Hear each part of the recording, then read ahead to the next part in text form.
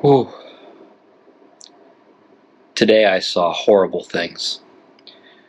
Today I went to Kibbutz Nir Oz and witnessed the unbelievable, inhuman destruction that Hamas did on October 7th.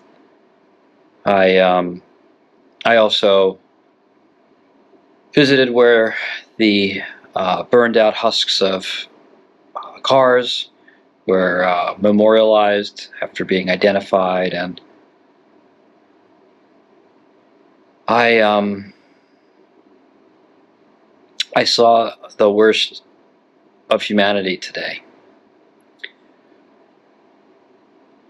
I took footage, and I'll share it. And I'm extremely tired at this point, having been at this for days, and we were up and about at 8 a.m. and it's about 1 in the morning now, so it's been a long day of seeing terrible things. Yeah. First off, Kibbutz Nir Oz. A kibbutz is a socialist collective commune that is run by a bunch of peaceniks who wanted nothing more than to spend their lives farming and with family. And this farming community had invited Palestinians to work their land, paid them to work in the land, hired them, gave them much better paying jobs than they could get in Gaza.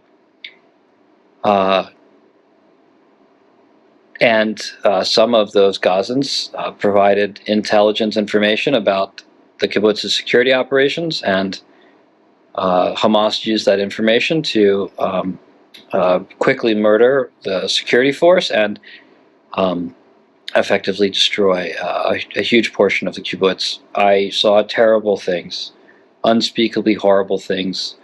A young girl's room burnt, ransacked.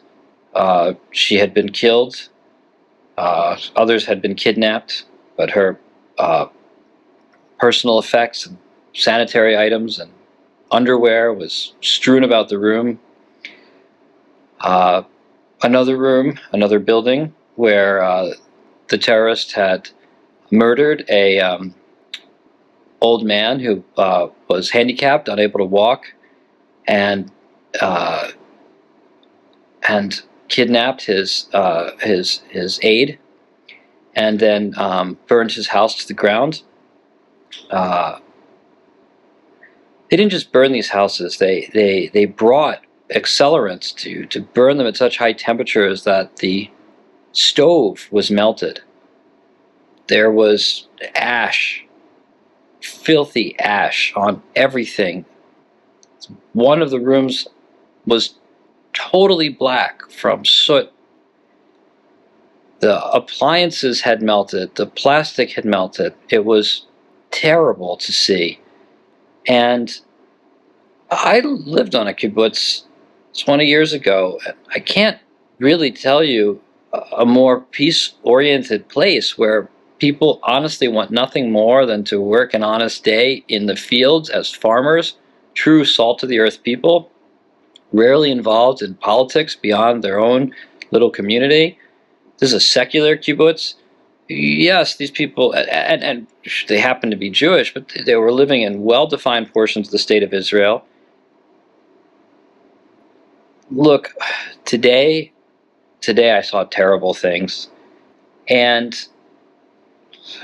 I don't think this conflict is about land. I think October 7th was about killing as many Jews as possible. Hamas clearly intended to kill Jews.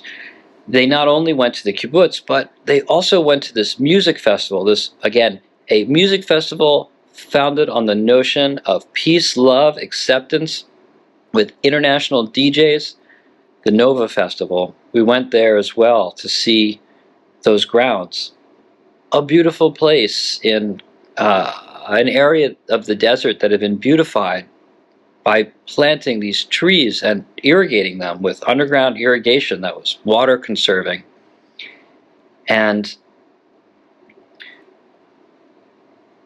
Hamas, on the day of its attack, apparently hadn't even intended to take out these children partying at this peace festival.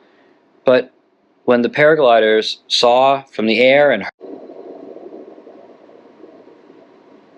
no one seems to have a solution. I think perhaps it's not yet time to be clear. We are not clear. We do not know what we need to know, or we do not understand it.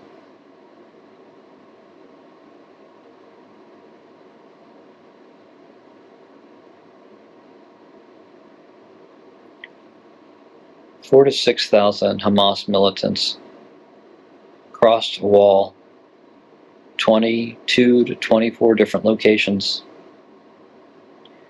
and in a rather sophisticated operation involving bulldozers, trucks, and paragliders, found themselves in positions to murder entire communities and entire festival activities. Some in the world champion these murderers.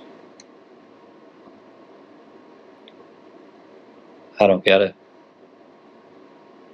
No matter how much you like the Palestinian cause, you want that ends. You really like these means?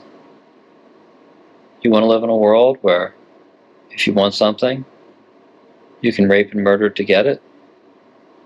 That's not the moral society we're used to.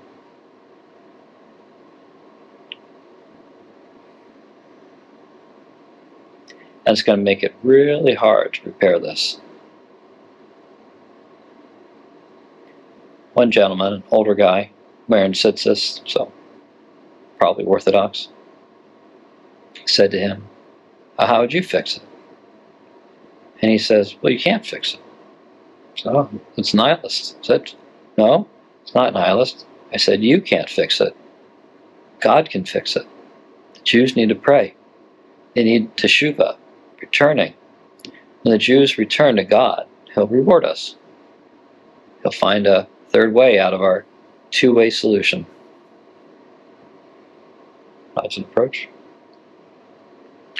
Had proposals of agreeing to a ceasefire, knowing that Hamas would never keep it. Get our hostages back, and then it'll be back to war in a week. But what if it's not, and they rebuild their strength? Or how much does the international community how much does the international community's perspectives matter? Oh. A lot came up today. It was a big day. And I saw horrible things today. And I saw that Hamas manifests horror, terror, and dread. As I drove down there, and as I saw the signs, first the well-ordered set of cars, then markings and oddities along the road, and then Kibbutz Nero's, and then the Nova Fairgrounds, I frankly felt that I was descending into hell. First, second, third, fourth circle of hell. I don't want to live in that world, that hell. I don't want to live in that hell. Pro-Hamas means you do. If you're pro-Hamas, you want to live in a world where women get their breasts cut off when they either say the wrong thing or are born in the wrong gender or in the wrong family. If you say you're pro-Hamas, people who don't agree with you, they get pushed off buildings. You say you're pro-Hamas, you light old people on fire in their beds and watch them scream until they die.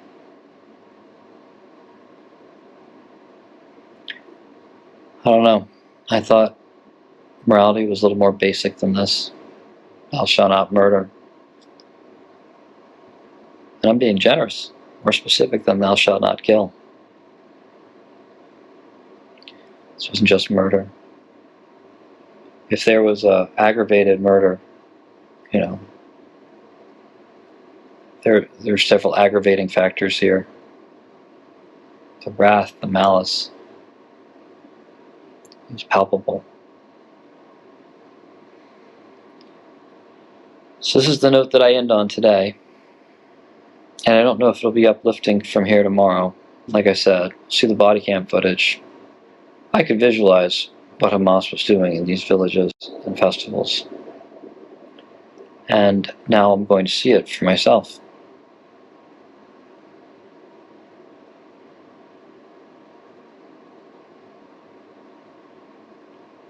It's so sad that there's this kind of evil in the world.